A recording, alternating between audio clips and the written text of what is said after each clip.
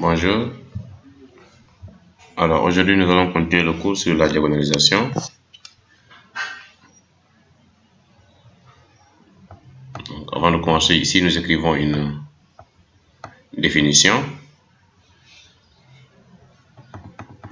qui nous permet de savoir quels sont les différents types, quels sont les différents critères pour dire qu'une matrice d'ordre n est diagonalisable. Donc la dernière fois on avait fait donner la définition de ce qu'on appelle ordre de multiplicité. C'est là où on s'était arrêté. Alors vous mettez définition ici, soit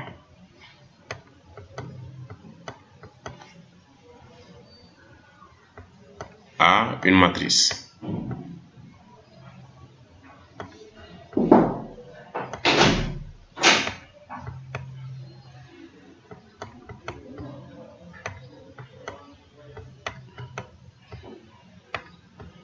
d'ordre n.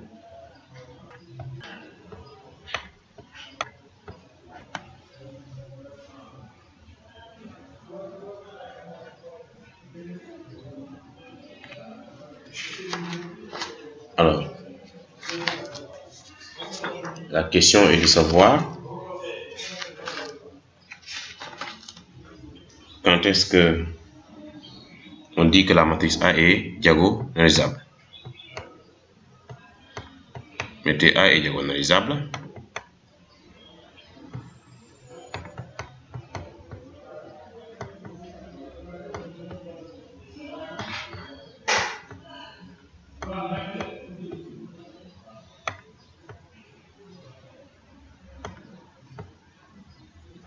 Si et seulement si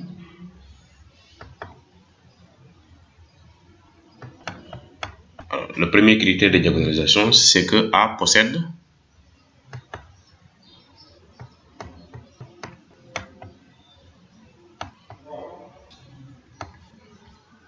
n valeurs propres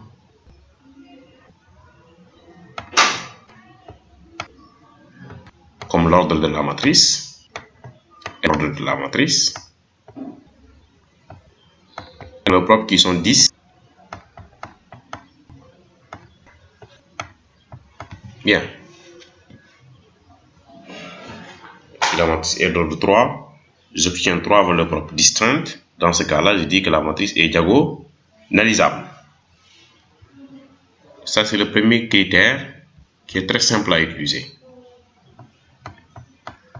Le second critère, par exemple, est beaucoup plus difficile à voir, ou du moins quand on ne le comprend pas.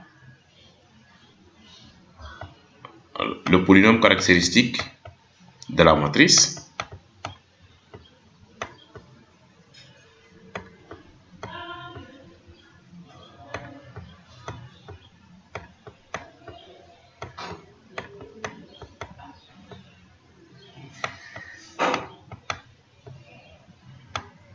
que l'on note par P de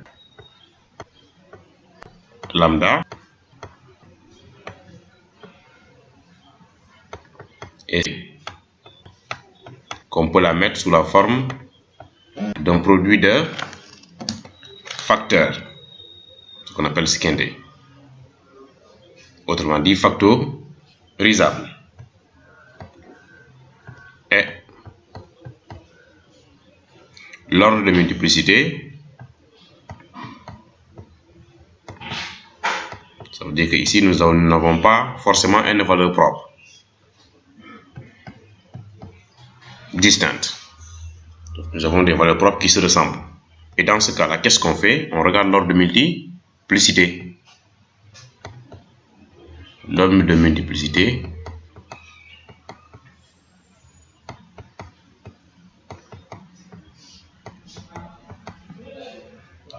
de chaque valeur propre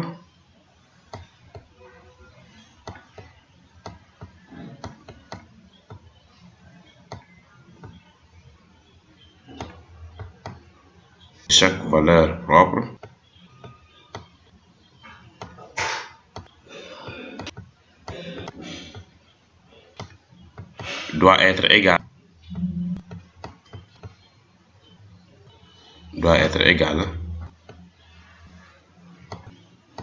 à la dimension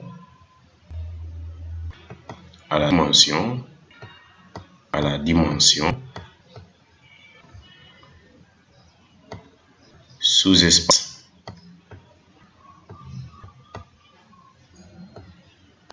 associé. Ça veut dire que si son ordre de multiplicité est égal à 2, la dimension de son sous-espace propre aussi doit être égale à 2. Égale à la dimension du sous-espace propre associé.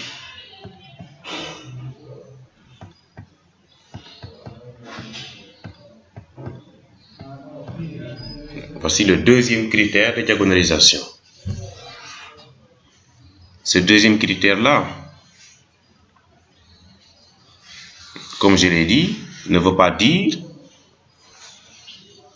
exemple, quand on prend une matrice d'ordre 3, on peut avoir deux valeurs propres. La première soit d'ordre 2, d'ordre de multiplicité 2, et l'un soit d'ordre de multiplicité 1.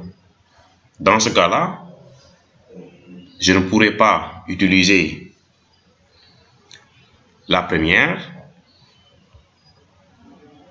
proposition, le premier critère, mais je vais utiliser le second critère du moins.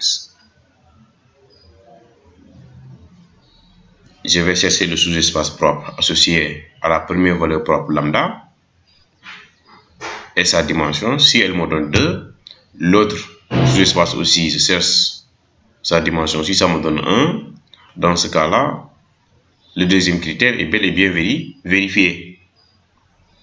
Et on dira que la matrice A est diagonalisable. Mais dans ce cours d'aujourd'hui, nous allons seulement regarder le premier critère.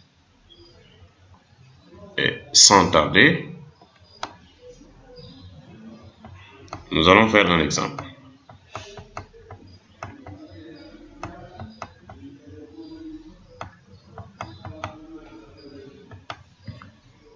Alors, on donne soit A, la matrice définie par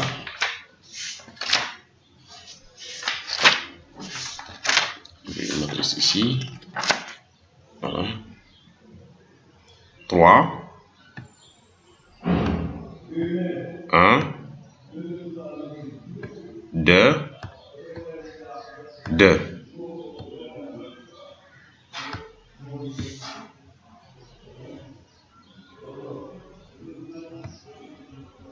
Est-elle diagonalisable?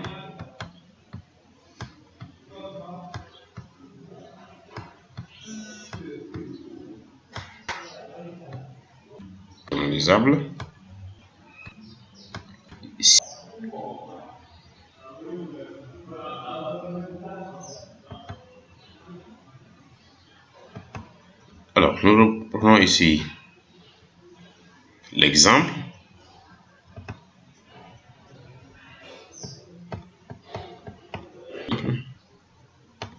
On était en face. Alors, soit A, je définis par 3, 2, 1, 2, 2. Diagonalisable.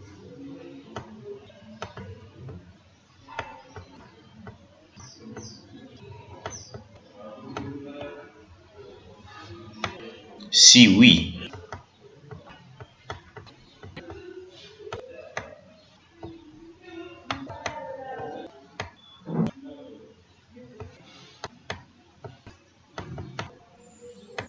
P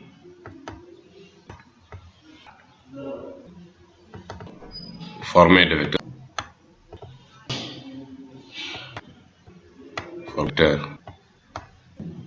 propres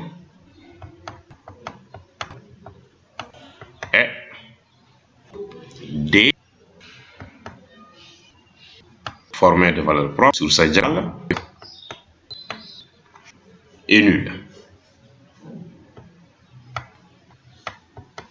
Je devais mettre ça dans la définition. J'ai oublié là-bas, c'est pas grave. Je vais rattraper cet exercice. On est -1 appelé matrice de passage A, la matrice fois la matrice égale à diagonale D. Nous allons essayer de voir l'exercice. Je le fais en dimension 2. Donc, je vous donnerai des exercices à faire en dimension 3. C'est la même procédure. Alors, sans plus tarder, on commence par les valeurs propres.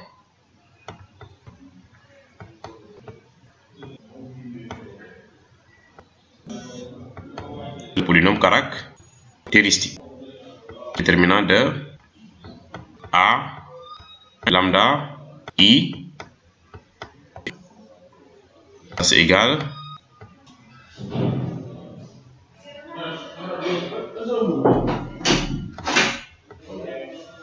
à 3 moins un facteur de 2 moins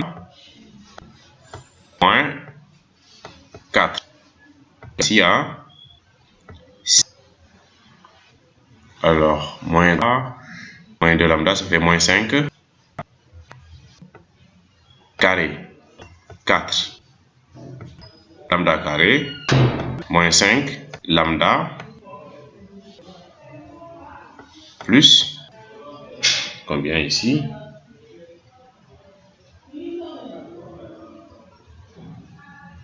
Alors, c'est moins 2, oui, moins 2 ici. Moins 2 là. Plus, je pense, 4. Voici le polynôme caractéristique.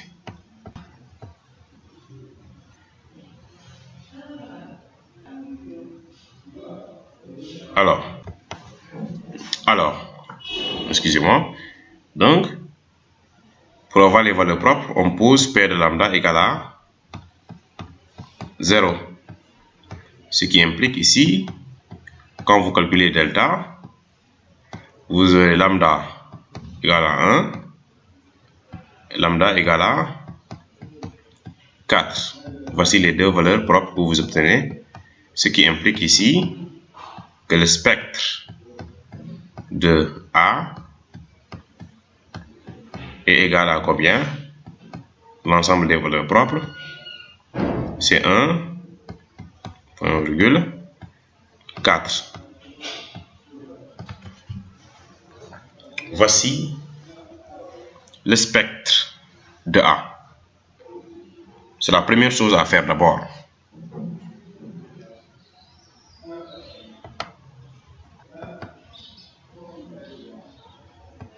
On a déterminé le spectre. Maintenant, il reste à voir est-ce que la matrice est diagonalisable.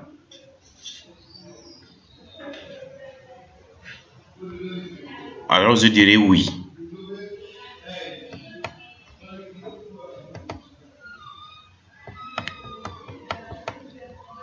Pourquoi? A est diagonalisable.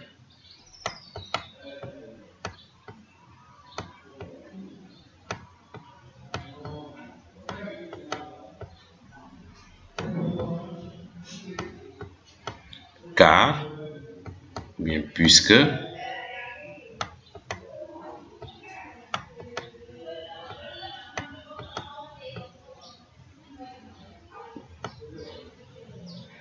puisqu'elle possède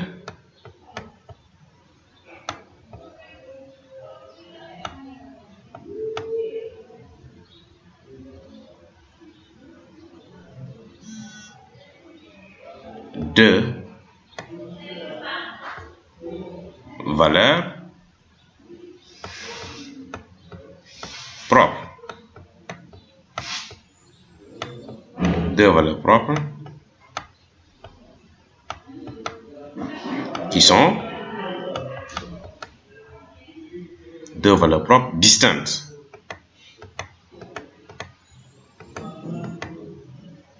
Deux valeurs propres distinctes. Deux valeurs propres distinctes. Mais attention, pour une matrice,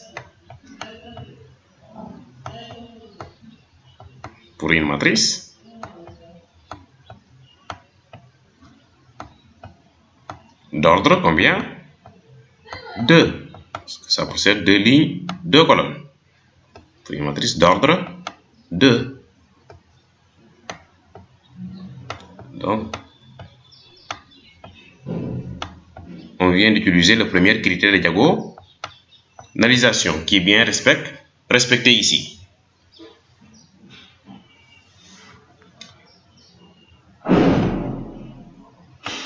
Donc, on a deux valeurs propres distinctes pour une matrice d'ordre 2. La conclusion qu'on peut dire, c'est que la matrice A est bel et bien diagonalisable. Très bien. Donc, on voit que le premier critère de diagonalisation est très simple à utiliser. Maintenant, comme A est diagonalisable, nous allons essayer de déterminer les matrices P et D.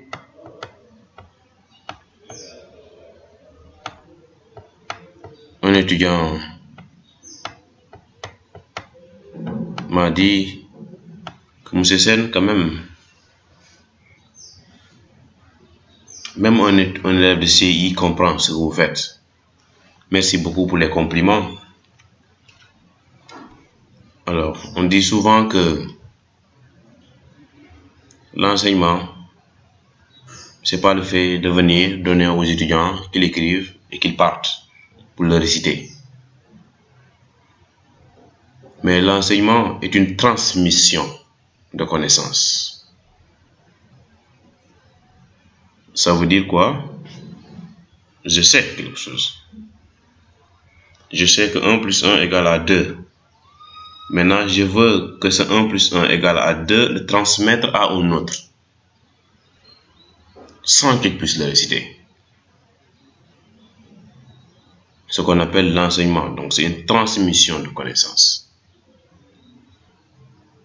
Maintenant, dans cette transmission-là, c'est là où les personnes diffèrent. Tout le monde ne sait pas transmettre sa connaissance.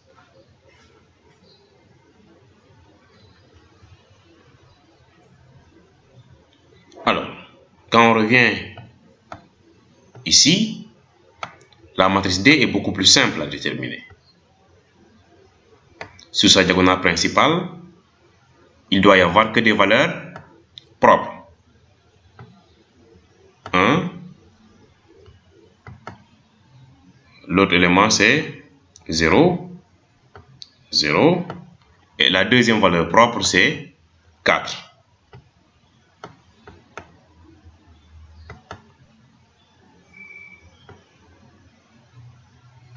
Voici comment on construit la matrice D.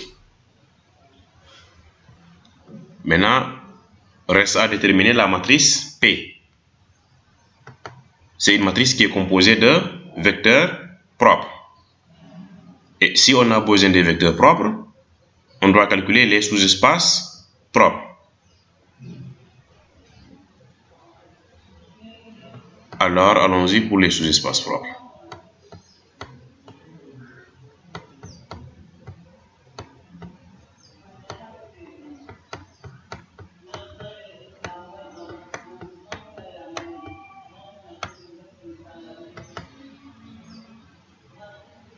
On va d'abord commencer pour lambda égale à 1. Donc, le sous-espace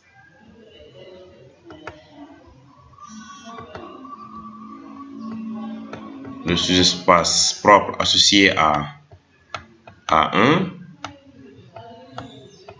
c'est le noyau de l'endomorphisme A moins I3. non, I2, ce sont des matrices d'ordre 2 que ça prend. Par définition, c'est l'ensemble des x, y appartenant à R2 avec xy étant comme étant égal à grand X, tel que A grand X égale à grand X quand je développe. Alors, on a A ici moins I de grand X me donne la matrice 2, 1, 2, 1 que je dois multiplier par le vecteur x, y. Ça doit être égal à, comme j'ai transposé, 0 une fois, 0 deux fois. Alors cela me mène à un seul système, bien à une seule équation. Donc c'est 2x plus y égale à 0. Ce qui fait que là je peux tirer le y qui est égal à moins 2x. Donc le sous-espace propre, ça vous savez déjà faire. Ceci à A1, c'est égal à x, y appartenant à R2, tel que, ça vous pouvez vérifier ça, y égale à moins 2x. Vous êtes des étudiants des MAI. Égal. Donc on remplace y par sa valeur. Donc vous trouvez le vecteur, vecteur 2, le sous-espace vecteur engendré par le vecteur de coordonnées 1, moins 2. Donc là on mettra vecteur 2 U.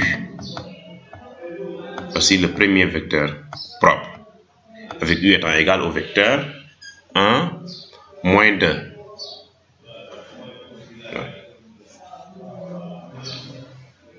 Il nous demande encore de faire des dépôts pour les enseignements. Ouais. Je vais le faire, hein, mais bon. Il y a aussi beaucoup de protocoles. Hein. Les gens doivent diminuer les protocoles à l'IVS un peu. Déposer ceci, déposer cela, avec les changements, on doit faire ça, on doit faire cela.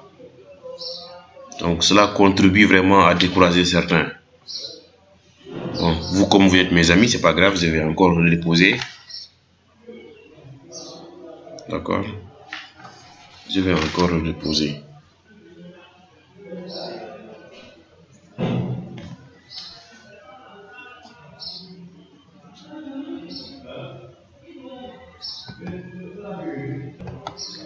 Ensuite, nous enseignons avec la valeur propre lambda égale à 4. Là aussi, il faut chercher le sous-espace propre associé à A4 qui par définition est égal au noyau de A moins 4 I2.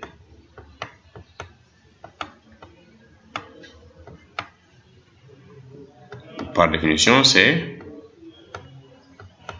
grand X de coordonnées xy appartenant à R2. Parce que nous travaillons avec des matrices d'ordre 2, telles que A moins 4 I2 grand X. Donc ça va me donner A grand X égale à 4 grand X quand on développe. Alors ensuite je calcule A moins 4 I 2 que je vais multiplier par le vecteur grand X de coordonnées x, y. Alors cela me donne ici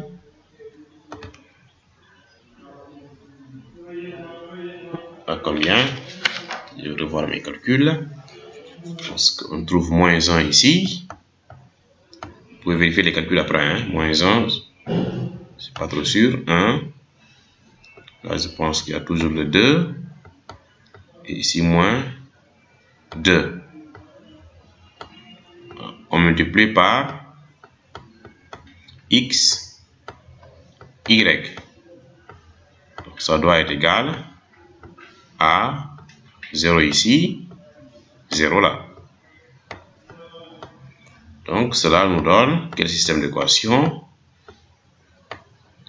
A moins x plus y égale à 0.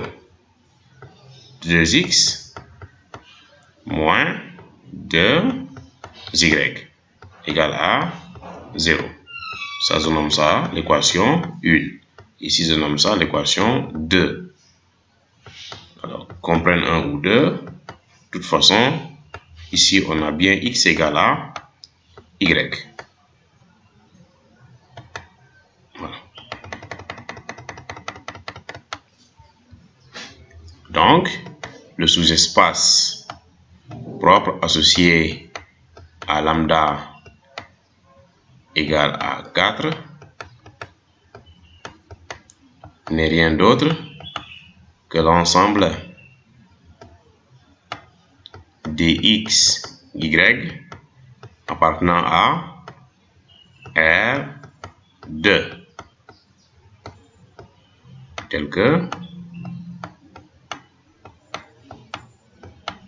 merci. Voilà. Donc, ça c'est égal.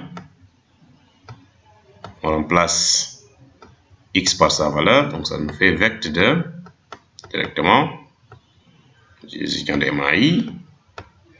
Je pense que ça donne 1 comme vecteur. Et ça, on va noter ça comme vect 2 de U. Non, de V, le deuxième vecteur. Voilà, donc finalement, nous avons les sous-espaces propres. Et finalement ici,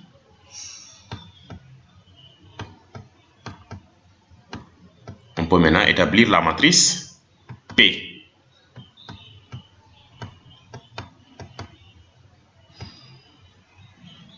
Le premier vecteur propre, c'était U.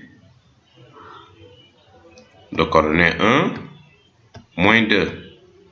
Remplissage d'une matrice, c'est suivant la verticale, toujours. Suivant la colonne, toujours. Et V, 1 ici, 1, le deuxième vecteur propre. Donc, voici ce qu'on appelle la matrice de passage P. Maintenant, il faudra aussi vérifier que P-1 AP est bel et bien égal à D.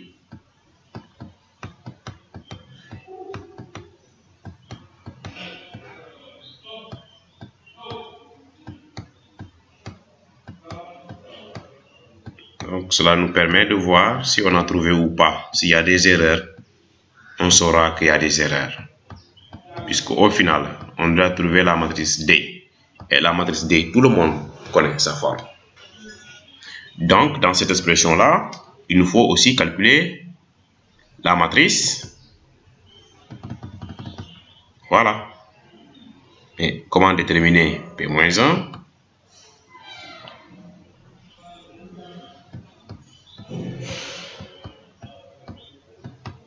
Donc, il faut faire 1 sur le déterminant de P. Notre déterminant de P ici, multiplié par P étoile.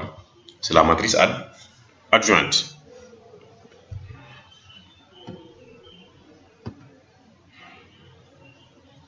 Voilà. Alors allons-y. déterminer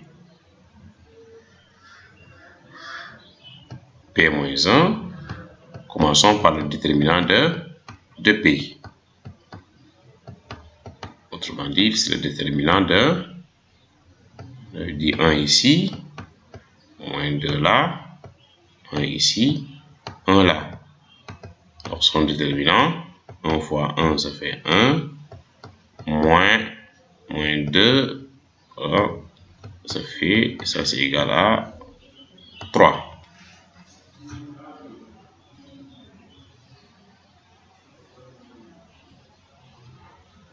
Alors, je pense bien.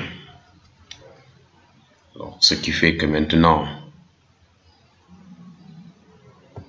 je donne le P-1 directement. Si c'est une matrice d'ordre 2, on a déjà la formule. 1 sur déterminant. Maintenant, vous échangez, si c'est une matrice d'ordre 2, si c'est une matrice d'ordre 3, vous calculez les cofacteurs. Vous échangez ces deux nombres-là. La dernière que j'ai encerclée vient en première position. La première que j'avais encerclée vient ici. Maintenant, ici, là, et celui-là, vous les échangez, non? Là, ça et ça, vous laissez là-bas, mais seulement vous précédez de signe moins. Donc, vous aurez moins 1 ici, alors moins 2, ça fait 2. Voici comment on inverse une matrice d'ordre 2.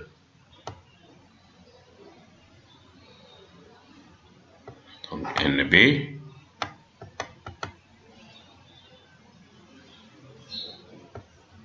Quand tu as A ici, B, C, D, tu vas faire ça moins 1. L'inverser, c'est facile. C'est 1 sur le déterminant, c'est AD moins BC. Ensuite, tu multiplies par, là vous aurez D, là vous aurez A, là vous avez moins B, et là vous avez moins C. Vous pouvez le vérifier avec les matrices de cofacteurs. Alors c'est ça qu'on a appliqué ici directement. Donc voici P-1. Maintenant on a 2 points. Alors P-1 à P égale à 1 tiers de combien ici? Là c'est 1, 2, moins 1, 2, que l'on multiplie par la matrice A, c'était 3. Alors, la matrice A c'était 3, pense 1, 2, que l'on multiplie par la matrice P. Alors, la matrice P, c'était égal à 1 ici, moins 2, je me rappelle. Ensuite, là, on avait combien? Je pense 1.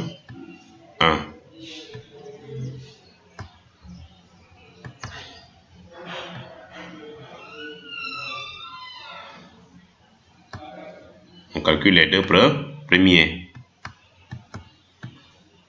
Ça fait 1 tiers.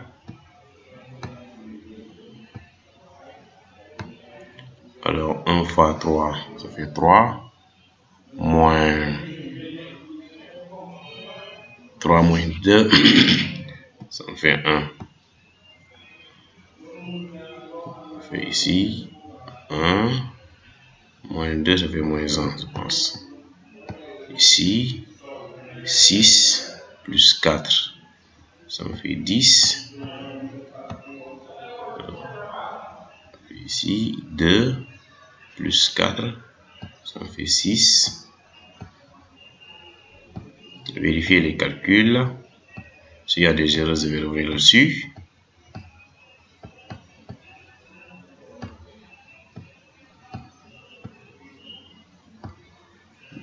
Ensuite,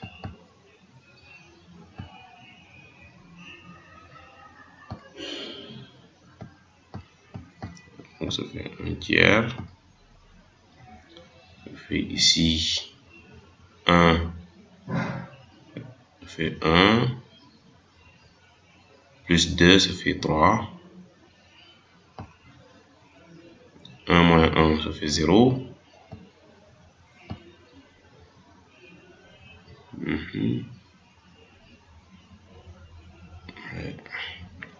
Alors, le 10 là a un petit souci. J'ai vérifié. P-1. Non, P-1, il y a cette là, c'est 1. Ici. Là, c'est 1. Donc, ça me fait ici 6, 8. Ici, ça me fait 8.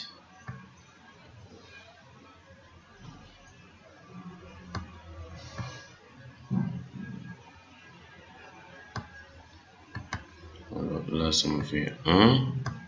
Là, ça me fait 8. Ça me fait ici combien? 4. Non, 2 plus 2, ça fait 4. Là, c'est 4. Là, c'est 4. Alors, je me fait ici 8 moins 8, ça fait 0. Alors, ici, ça me fait 4. Non, 8 plus 4, ça me fait 12. Voilà. Donc, quand je multiplie par le 1 tiers, en dehors, 3 fois 1 tiers, ça me donne 1. Vous voyez, la valeur propre revient. Ensuite, là, vous avez 0.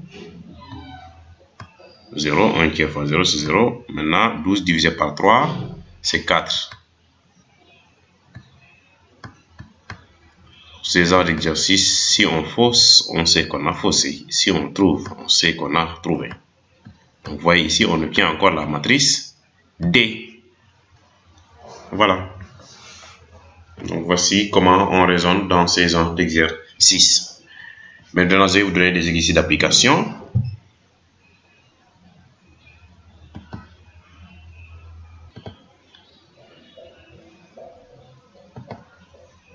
Exercice.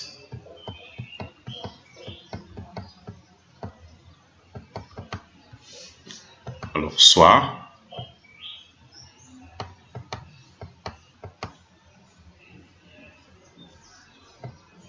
ONT les matrices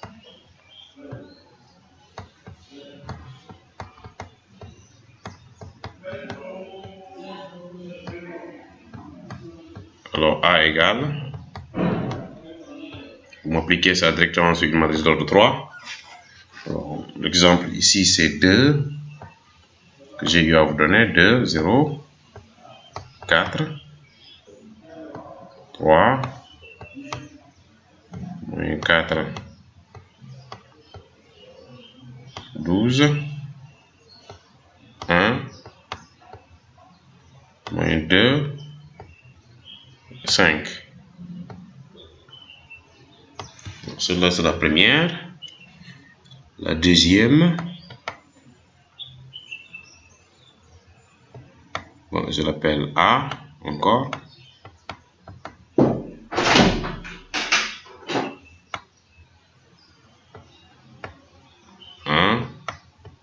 Moins 1, 2, 0, moins 2, 1, 0, 0, 3. Largement suffisant pour des matrices d'ordre 2. Maintenant, je pense. Alors, A égale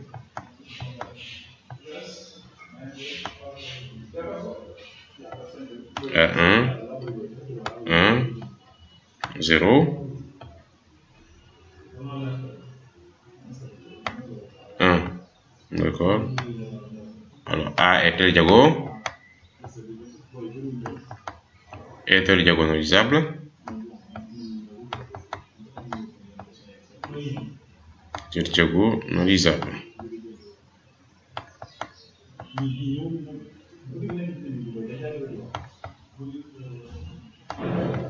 Si oui, déterminer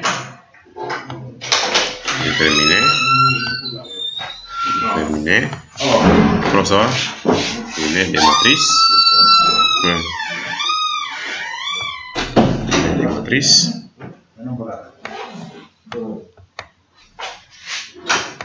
Des matrices. La dame là. Là. Comment on l'appelle? Aïsel, oui. All B. On y voit 5, 6 classes.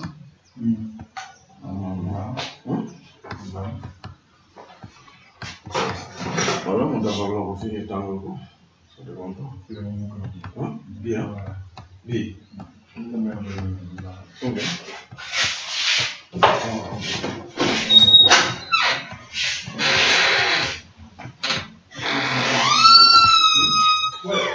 Voilà, P-1 à P égale à D. Merci beaucoup. C'était M. Sen. Je vous souhaite bon courage et merci à vous. À très bientôt pour le deuxième critère. Sen.